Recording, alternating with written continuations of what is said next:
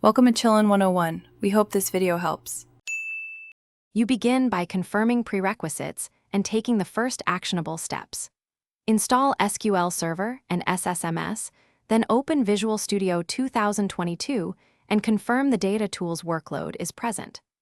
Once done, enable TCP/IP in SQL Server Configuration Manager and restart the SQL service, because Visual Studio needs a reachable instance. Make sure mixed mode authentication is set if you will use SQL credentials.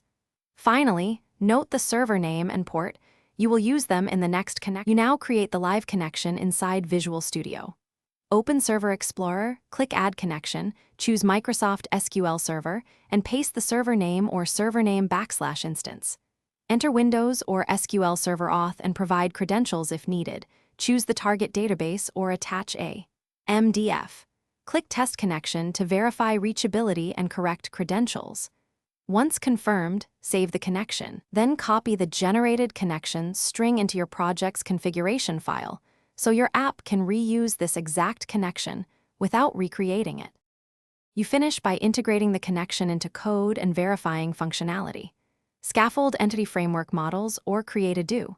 NET connections using the saved connection string run a simple query to confirm data access.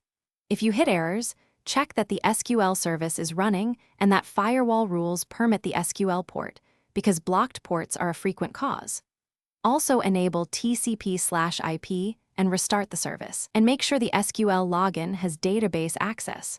Once resolved, rerun your test query to confirm success. Thanks for watching. Consider subscribing if we helped you.